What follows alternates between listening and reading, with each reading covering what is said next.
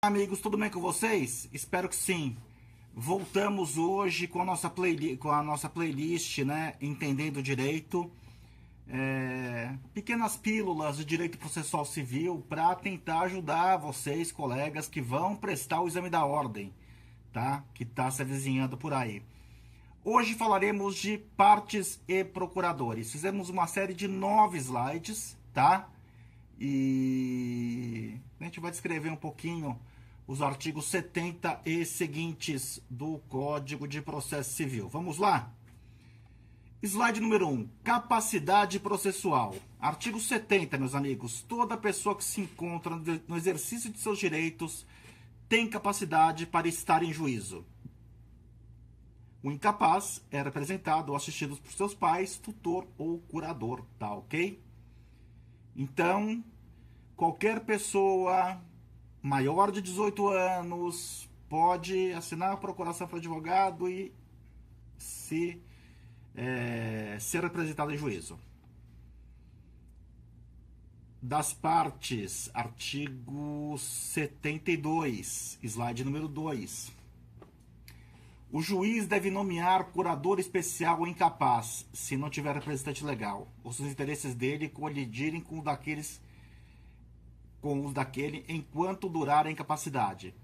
O réu preso ou revel. Situação meio rara, mas eventualmente você pode ter um cliente de uma ação civil que esteja preso, tá? Ou alguém que é parte de uma ação civil e que seja preso, ou aquele citado por edital, ou com hora certa, ou quando não for constituído advogado. A curatela especial, meus amigos, é exercido pela Defensoria Pública, ok? Nos termos da lei, tá legal? Vamos para o slide número 3. Isso é importante, tá? Isso é importante mesmo, que vocês vão usar muito isso na advocacia. Em ações que versem sobre direitos imobiliários, o cônjuge deve necessariamente participar, salvo quando casado em regime de separação total de bens. Tá legal? O mesmo se aplica com débitos contraídos em proveito da unidade familiar. Quer dizer, se você quiser que eventualmente a esposa responda pelo débito que o marido fez, algo assim, tem que citar os dois no processo. Tá legal?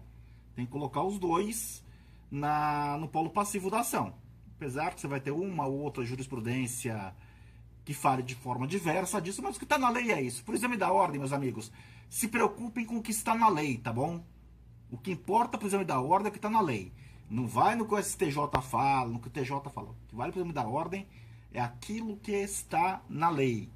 A OAB quer saber se você conhece a lei. Se você conhece o mínimo para fazer uma prova, ser aprovado numa primeira fase, depois, se você conhece o mínimo para fazer uma petição inicial, um recurso, um habeas corpus, sei lá que peça que você vai fazer, em que área você vai escolher prestar o exame, tá legal? Vamos para o slide número 4. Será apresentado em juízo ativo e passivamente. Bom, isso daqui é para quem advoga para a Fazenda Pública ou contra a Fazenda Pública. A União pela Advocacia Geral da União, o Estado ou Distrito Federal por seus procuradores, o município por seu prefeito ou procurador, a autarquia e fundação de direito público por lei, por quem a lei do ente federal designar, tá legal? Então, tá bem discriminado aí. Alguns municípios pequenos autorizam que o prefeito contrate o procurador. Então, um amigo meu do doutorado, Paulo Marcos, dos Reis, por exemplo, ele foi procurador nomeado do município de Petrópolis. Quando acabou o mandato do prefeito, ele foi mandado embora do cargo, né? Porque não havia mais interesse no caso. Mas a contratação se dá politicamente até, não necessariamente por concurso. Mas também isso não vai cair no exame da ordem. Massa falida é representada pelo administrador judicial, a herança jacente ou vacante por seu curador, o espólio pelo inventariante, a pessoa jurídica por aquela pessoa definida em seu contrato social ou estatuto. Tá legal? Então, assim, alguém assina, você vai ver que numa procurado um contrato social, tem uma cláusula que fala, olha, esse sócio aqui pode assinar procuração. Então a procuração pode ser assinada por ambos. Daí é aquilo que o contrato social disser, tá legal?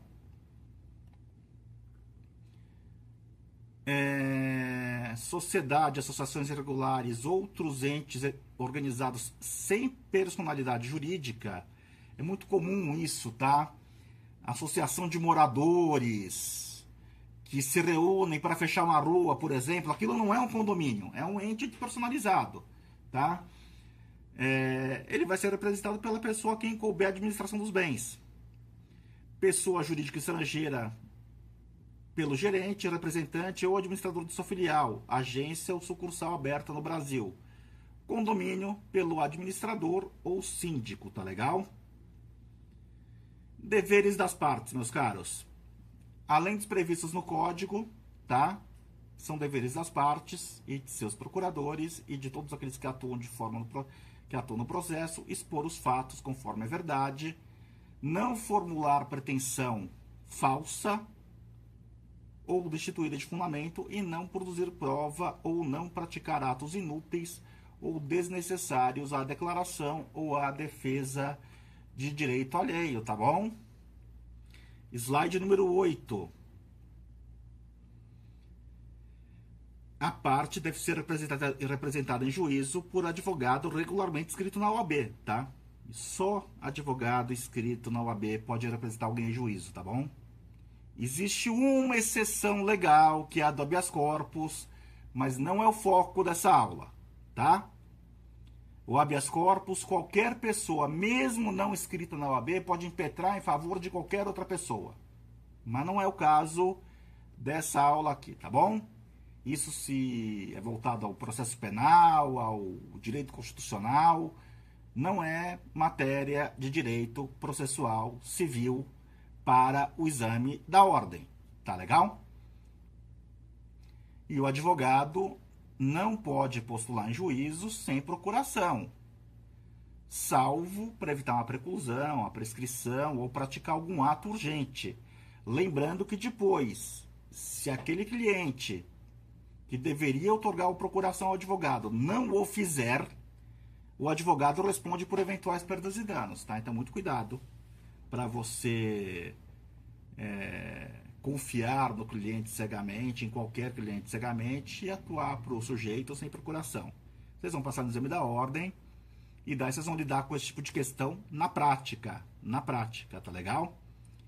E finalmente, meus amigos, o slide número 9 da procuração. A procuração geral para o foro pode ser otorgada por instrumento público particular, não tem mais que reconhecer firma, isso é uma reforma de 1995 ou 96, e habilita o advogado a praticar todos os atos do processo, exceto, e daí para esses atos você tem que ter procuração, receber citação, intimação, confessar, reconhecer a procedência do pedido, transigir, desistir, quer dizer, então vamos lá, para fazer acordo tem que ter uma poder específico para que você possa fazer acordo, tá? Eu até recomendo, pensando que você vai advogar depois de fazer o exame da ordem, quando você escrever transigir, para ficar bem claro para o juiz que era aquilo que você queria dizer para o cliente, coloca entre parênteses, transigir, entre parênteses, firmar acordos.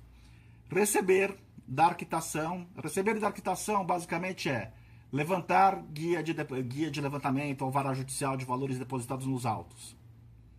Firmar compromisso, assinar a declaração de insuficiência econômica.